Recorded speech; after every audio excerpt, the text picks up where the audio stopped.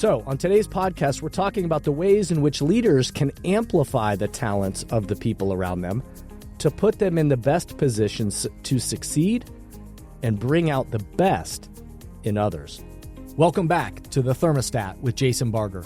If you're currently on a commute, a walk, or just a micro break in your day, glad you're making time to step back, to think, and to reflect on the next steps on your journey.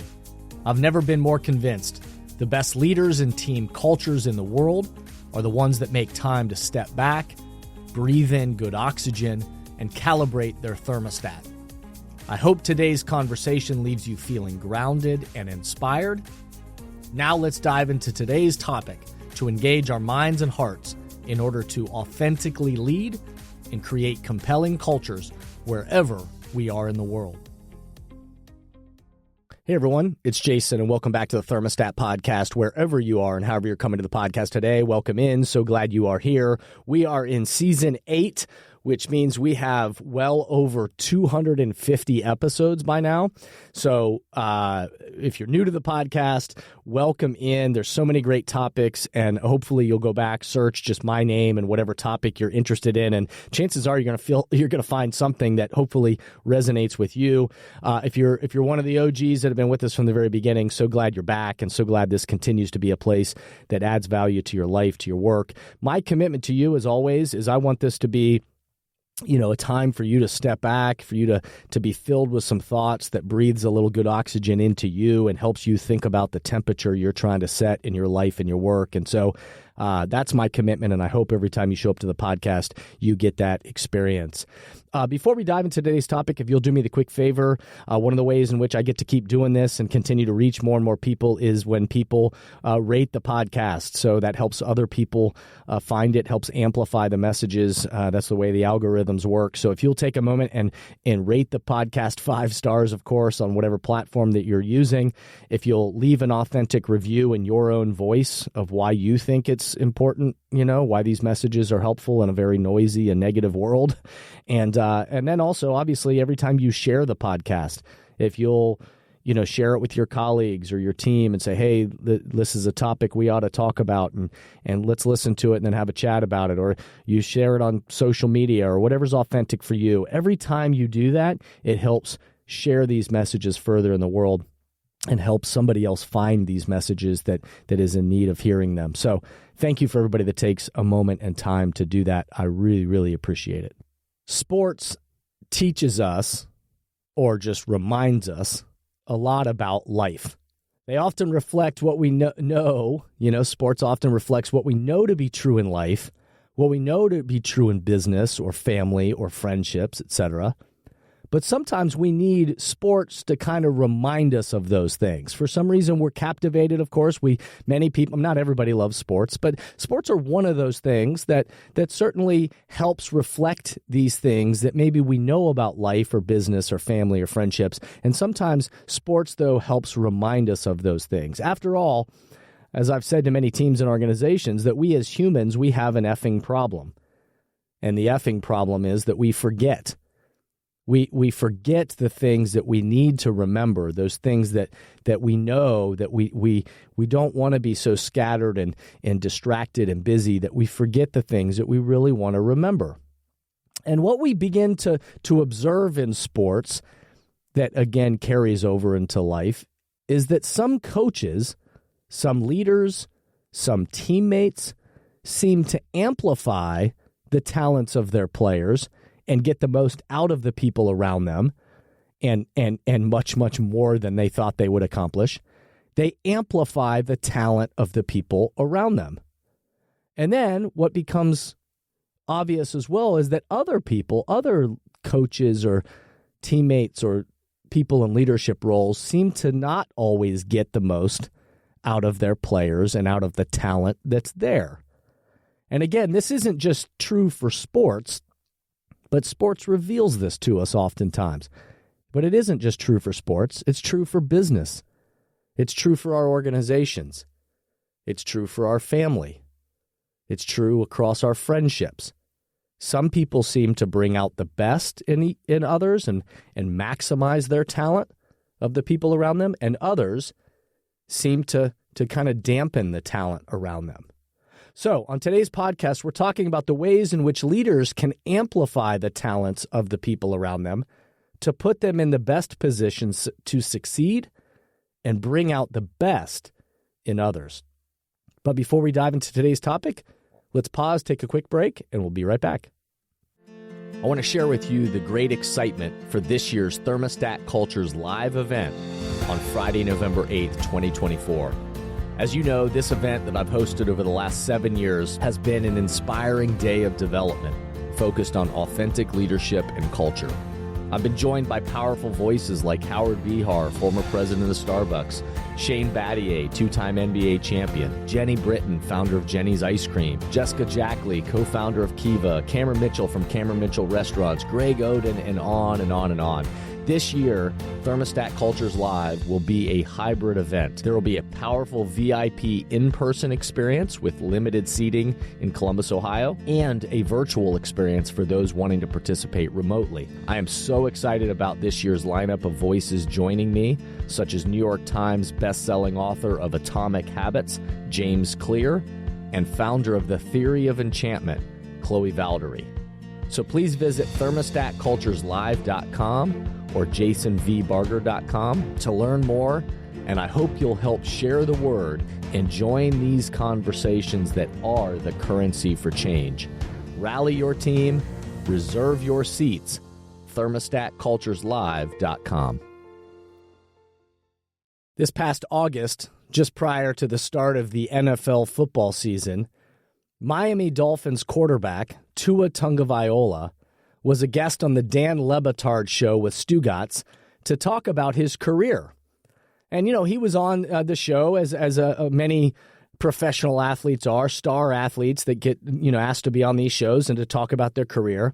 And he was asked questions about how he would describe what happened early in his professional career when he didn't seem to be having much success, or at least not the success that people predicted when he was such a high draft pick out of the University of Alabama. And many people started to doubt his talent and his abilities, because here was this high draft pick out of Alabama, and he came in to professional football, and the first little start to his career, he wasn't having as much success, and people started to doubt his talent and his abilities. And so they were asking him, why did he struggle so much in those early years? And then what seemed like all of a sudden last year, in 1 year, everything seemed to shift. And all of a sudden, then he was an all-pro. He passed for over 4,600 yards. And then in the offseason, he signed a massive $200 million plus contract extension with the team.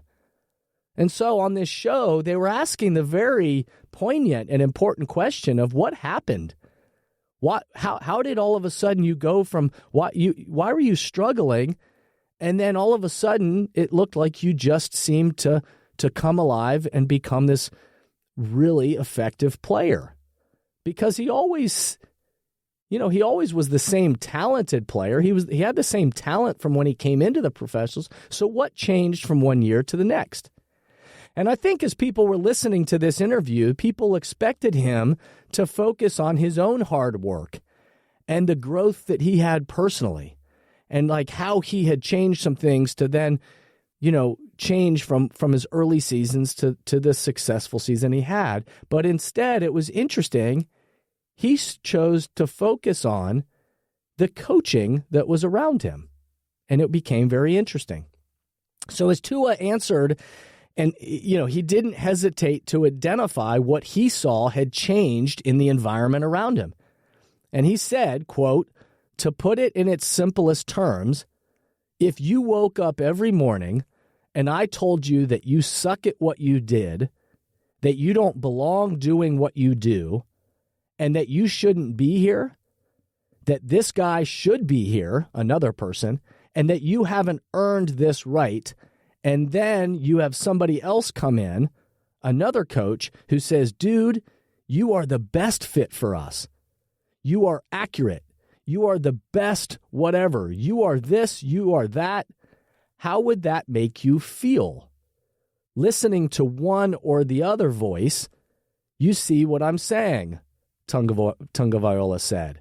He started to compare immediately the two contrasting styles of coaching that he had received in his early years, where the coach at the time was the message he was hearing from day one is, you aren't enough. You suck at this, was the word he said. You are not what we need and what we want. And all of a sudden, his play started to reflect that. And then there was a coaching change, and the new coach that came in, the messages were the complete opposite. You are exactly who we need. You are the best fit for us. You are accurate. You are the best. We believe in you. And all of a sudden, his play started to reflect that. And he went on to say, and then you hear it, and regardless of what it is, the good or the bad, and you hear it more and more, you start to actually believe that.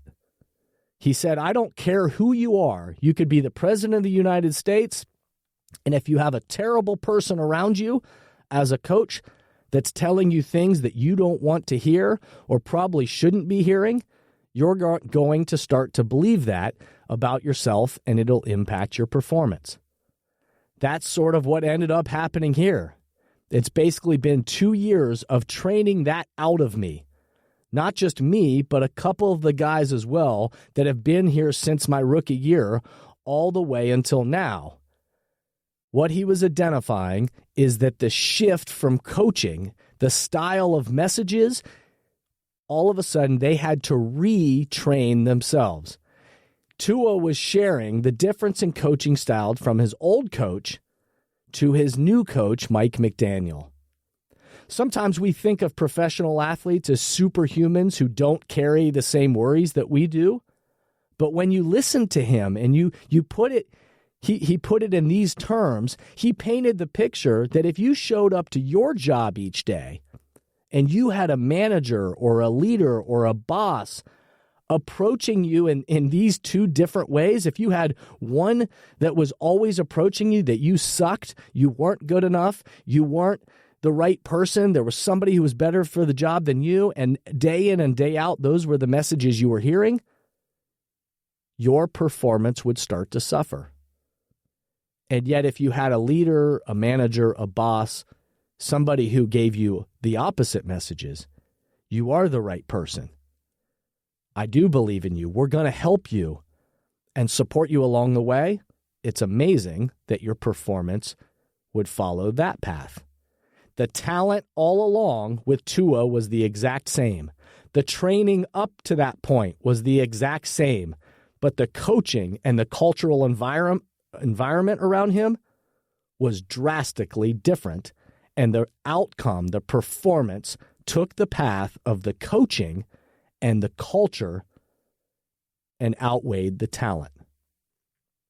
So, what are 4 ways that leaders can amplify the talents of the people around them? If you're trying to think, how can I be a leader, a manager, a team, or just a teammate, somebody who amplifies the talent of the people around me? Here are 4 ways. These aren't the only 4, but here are 4 ways. 1, it starts with belief. The best leaders, teams, coaches, they believe in your abilities, and they remind the people around them quite often about how much they do believe in them and what they can accomplish. That doesn't mean they're perfect, but they believe that you can grow, you can develop. I believe in you and your abilities. Some of the most powerful words we hear from people that we admire and respect are, I believe in you. So are you instilling that kind of belief in the people around you? Which doesn't mean the people are perfect. None of us are. The second thing we can do to amplify the talent around us is to build trust. They recognize that the process to cultivating an authentic and trusting relationship with a player or with somebody on our teams or in our life takes time. And so the coaches that seem to amplify the talent of the people around them, they recognize part of their role is to cultivate a relationship with the human. And the environment, the culture that they create of how we go to work together impacts the performance. And so they realize that they need to communicate with logic, and explaining the reasoning behind why we're going to approach something a particular way. They show empathy, which means it's not just a top-down barking orders at you kind of relationship, but it's trying to understand with the individual person, what are their needs, what are their questions, what are their ideas, and showing that they matter. And there's a level of authenticity and genuine care that happens in those relationships. If any of this is resonating with you, then look back at the series that I did. I did a 4-part series all on this idea of trust. Trust, how do we build trust? How do we amplify it within our teams? But all of it centers around these 3 main drivers of trust, of logic, empathy, and authenticity.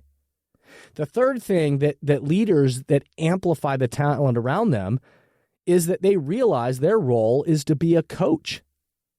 They are in the role of coach, and they remember that coaching is about serving a mission greater than self and putting others in positions to be successful. Leadership is not about coercing people just to get them to do what you want them to do. It's not about a dictatorship. Those kinds of coaching relationships always seem to blow up. The best coaches earn the right with the player to be able to be honest, to be firm at times, and absolutely identify areas to improve, but they've already built up that and cultivated a relationship that they have the ability to challenge the person and have courageous conversations about growth when they've earned the right to do so in the relationship. And that powerful relationship from coach to player or coach to teammate or teammate to teammate is what exists. And the last thing that these leaders do, or the fourth thing of many, but I'm just highlighting 4 today, is that they have clarity. The best leaders, coaches, and teams help their players have clarity on the game plan. Why are we approaching the things the way we are? And why are we aligned are we aligned? Does each player understand their particular role that they're playing, and that they are in the game plan together? That everyone plays a role in the successes and the failures. It's not just about the coach. It's not just about the player, but everyone has to be on the same page as to why are we approaching something a particular way? What's the big picture game plan? What's the individual role that each person plays and the role that plays in that game plan? And then everyone plays a role in the successes and the failures of that execution. That's ultimately what it means to be a team rather than just individual players. So, some questions to ponder for today. In what ways do the people around you feel your belief in them? How could you build further trust that builds social equity in your relationships around you?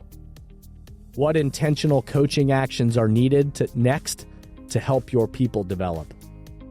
I hope today's episode got you thinking in many ways. If a deeper dive in any of these topics is interesting to you, or if we can be helpful in supporting your team or your organization, your culture, the development of your people, email us info@jasonvbarger.com, info@jasonvbarger.com, or track us down through the jasonvbarger.com website, and we'll try to be as helpful as we can and meet you where you are.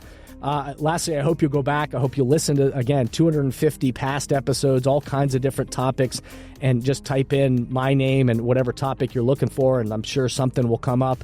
And again, if you're there, rate the podcast 5 stars, leave an authentic review in your own words, and share the episodes that resonate with you, with the people around you. That's the way in which all of these episodes and these messages are amplified in the world. So cheers to you, cheers to us for the path ahead, and remember, the future of leadership is you, is me, is us. We have an opportunity to get clear on the temperature we're trying to set, and then to be courageous and committed to breathing oxygen into the mindsets and actions that will sustain our path forward. Step back, remember, be a thermostat, and breathe good oxygen. Thank you for listening to today's podcast, and I hope the messages and questions stimulate positive change along your path. As always, if these messages resonate with you and add value to your life, I hope you'll help amplify them throughout the world. Please rate, comment, and share on whatever podcast or social media platform you're using. and share this podcast with the people in your life or work who should be part of these conversations. That way, this spirit does, in fact, spread. If these messages or developing leaders and culture would be helpful to you and your organization, please contact us at jasonvbarger.com, jasonvbarger.com. And remember, we are all ambassadors for the culture we want to create in our life and work.